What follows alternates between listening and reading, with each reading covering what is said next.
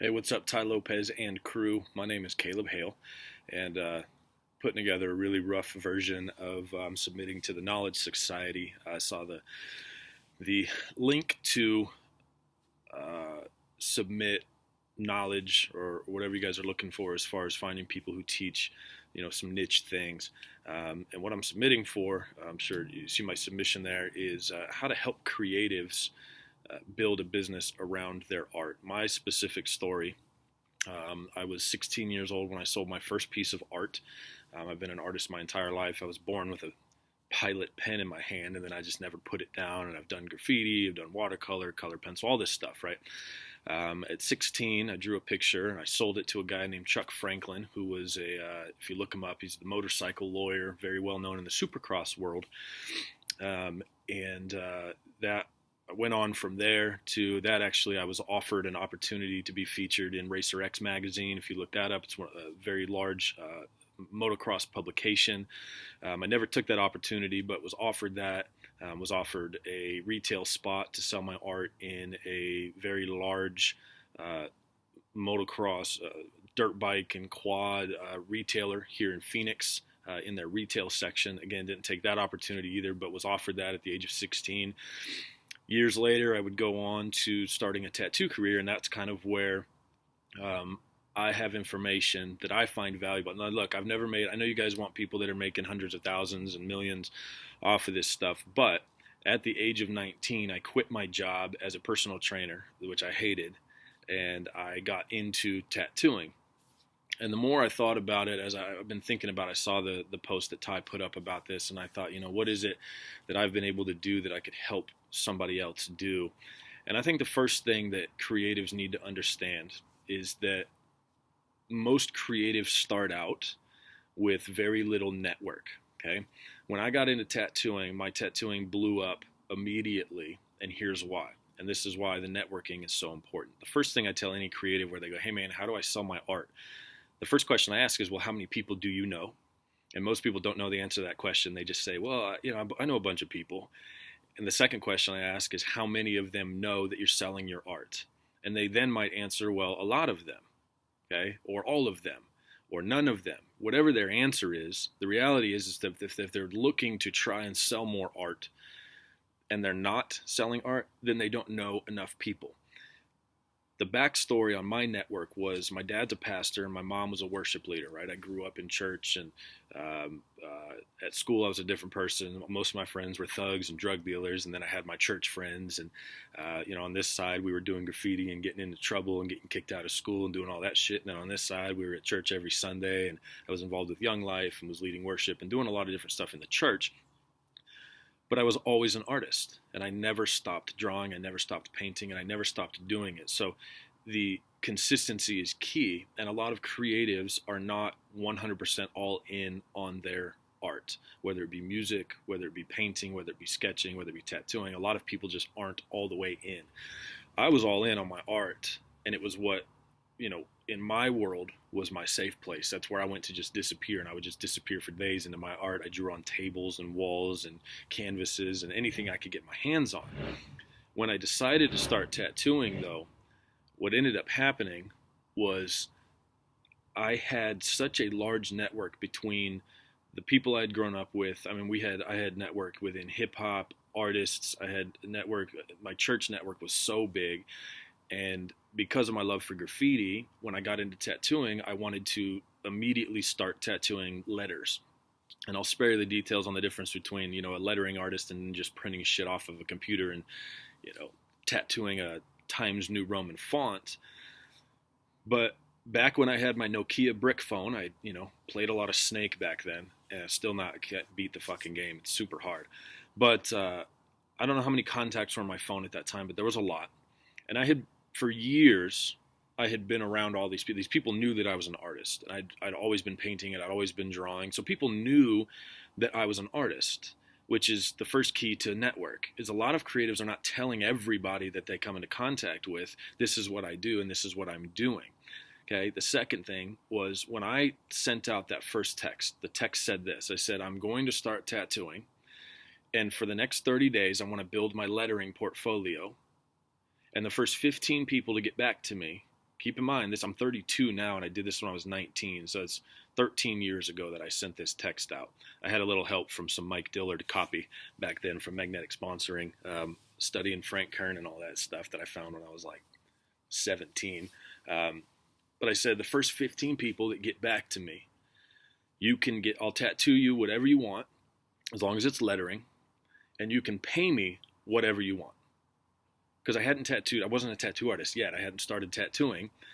Much like a lot of creatives haven't really sold anything. They're just painting or they're just creating. So I said, the first 15 people can pay me whatever you want. The next day, by the end of the next day, 45 people had texted me back. 45 people had responded and said, I want a spot. And I spent the next 30 days tattooing well over 50 people.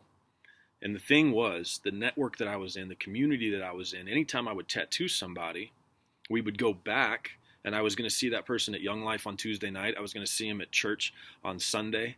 I was going to see them throughout the week, or they were my roommates who had jobs in the industry, whether they were bartending or whether they were serving coffee. So now my artwork is out there on them. And that just led to more and more texts coming in. And so my phone just kind of started to continue to blow up. But I was in those communities. So if I went to church on Sunday and then we all went to lunch after, there's like 3 people at the table that I just tattooed, and they're all talking about their new tattoo, and that we're at a table with 15, 20 people. And out of that, there was always, at least every time, there was like 2 or 3 more people that were like, damn, man, can I get a tattoo? And I'd say, yeah. Point being, my network was so big that by the time I started telling people that I was going to be tattooing, people already knew me. They already knew my art, and they already knew that I was a good artist. The problem with creatives right now is that most creatives are so scared to jump. They're so scared to try, right? They'll sing a song, they'll record it, they put it on their SoundCloud, and then they never tell anybody about it. And if they do, they post it on their Facebook or they post it on their Instagram. They say, hey, here's a link to my song. And that's kind of it. And they post it, and maybe people, right? It's always your mom and your dad and your friends and your cousins and your brothers and sisters and, besties that reach out and go, oh my gosh, great song. Right? But they're not sharing it. They're not putting it out there. They're not buying it. And maybe even if you do sell something, right, your parents will buy it, but they're going to buy one, right? Unless you got a cool mom that's like, I'll take 10, right? But these aren't Girl Scout cookies. Sometimes we're talking about canvases. We're talking about albums. We're talking, right? If you even recorded an album, right?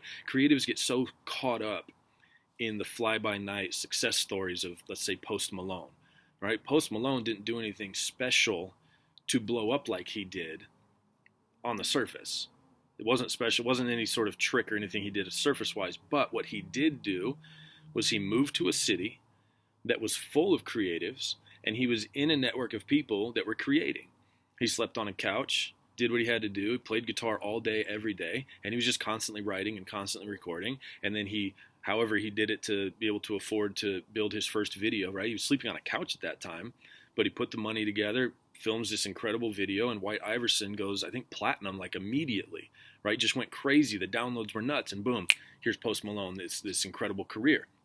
So most creatives are going, well, I want that success, but what most creatives are really saying is, I want to be famous like Post Malone.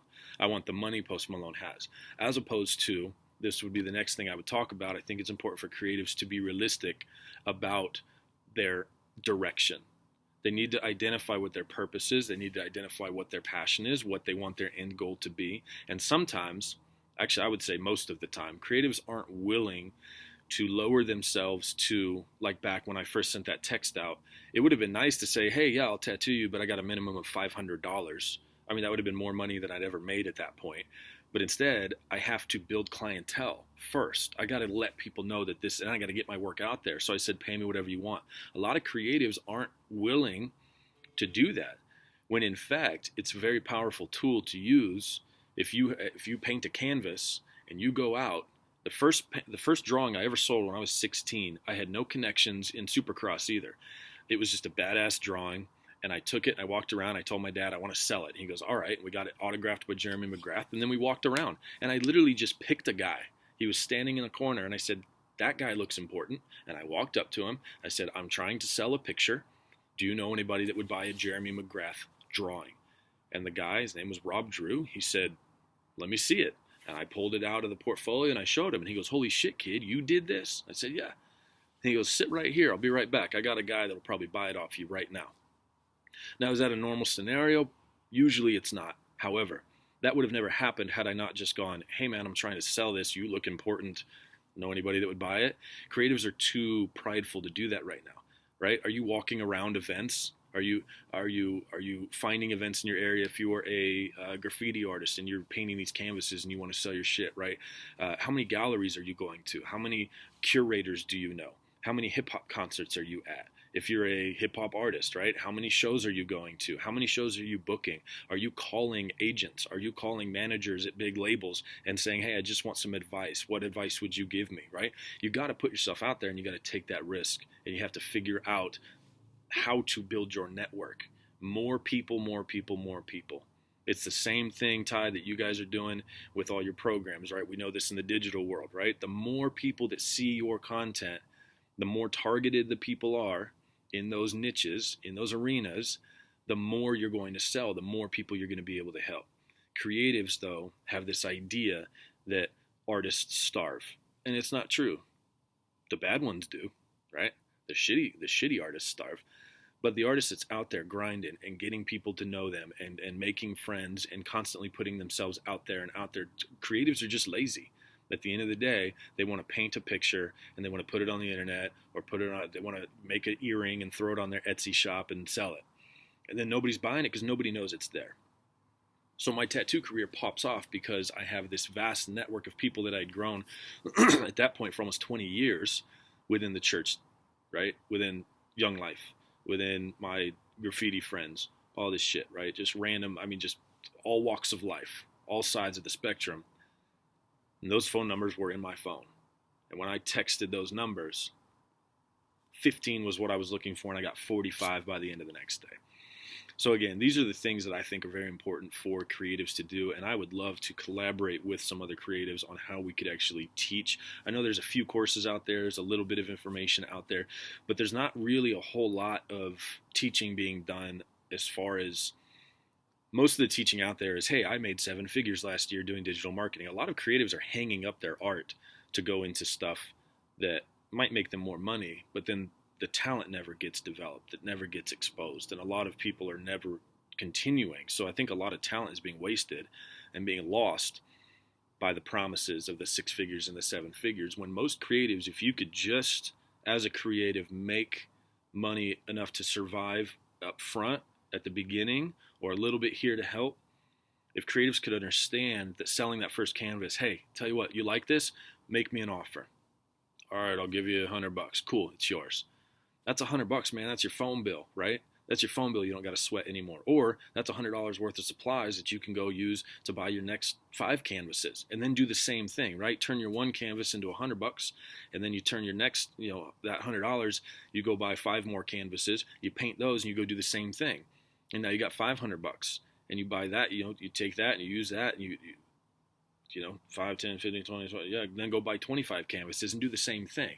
If you can paint fast enough and you know who to go to, or if you just randomly go and just tell people, man, I'm selling art, it could be $50.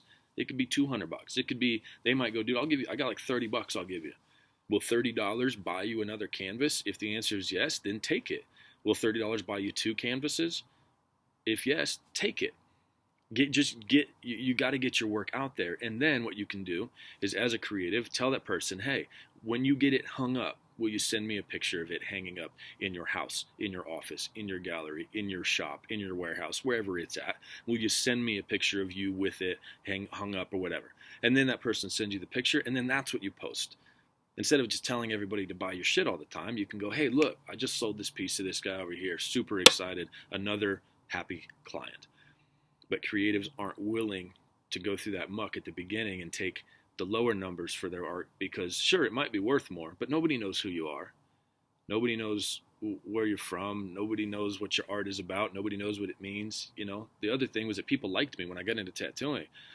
Less people like me now. I'm a bit more of a dick, but in the beginning, there was more people in my network that liked me, and those people were my friends, and so they were like, dude, yeah, of course I'll support you. I had a girl one time, and she came, one of those people came. People were giving me $100, $150, $50. And one girl goes, hey, all I got's $20. Will you do this for $20? And I was like, yeah, I will. And people in the room were like, dude, for real, you'll do that tattoo for $20? And I was like, look, like this is, and I ended up tattooing her dad. I ended up doing a big, huge half sleeve on her brother, right? It brought in way more money in the long run than turning her away and not taking that $20. But creatives are so caught up in, how do I make $1 million this year selling my art? How do I get into the Louvre? How do I get into these really big galleries and these big shows?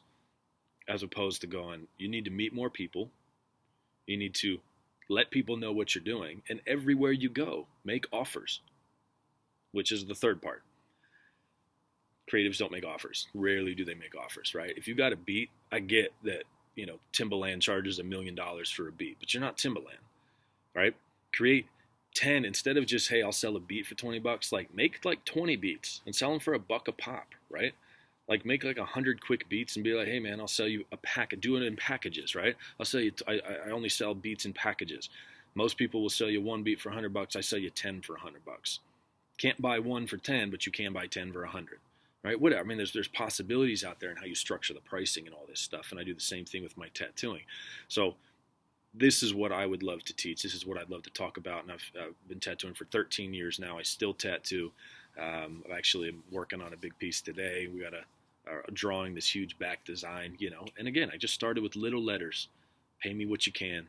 Today I charge $250 an hour. My day rate is $1,500. I rarely do that because I can make more money doing I have a subscription company that I built, launched in November. And since November, I think we're up to about like 120 subscribers. It's nothing crazy. It's $29 a month, right? But $29 times 120 people, you're looking at a solid, I mean, that's a $25,000 increase to my annual bottom line. And I have almost no overhead. It's all digital. Everything's delivered digitally. So there's options and there's opportunity out there. But I think that combining knowledge that creatives have and digital delivery or digital expertise can be powerful. But I think just from an initial creative standpoint, and this is trying to remove myself from my business and marketing brain, if I had to go back and do it again, I would do the same thing I did. I would just meet everybody I could. I would get to know as many people as I could, and everybody I came into contact with, I'd say, I'm tattooing, and right now I'm taking clients, and you can pay me whatever you want, and here's what I'm willing to do. Here's what I'm tattooing, and here's my work. Right? Pay me whatever you want. And then you take that and you do that. And it's a grind. It's a hustle at the beginning. But I think a lot of creatives want that easy, quick flow now, as opposed to the value of building a network, as opposed to the value of being realistic. Going, all right, if your bills are $1,000 a month and you're, 19 years old, like that's realistic. You got your rent and maybe a little car payment, a phone bill, and some ramen noodles. Like that's it, right? Well, if you sell 10 canvases a month for $100, like you just paid all your bills. So I think it's doable. I think it's teachable.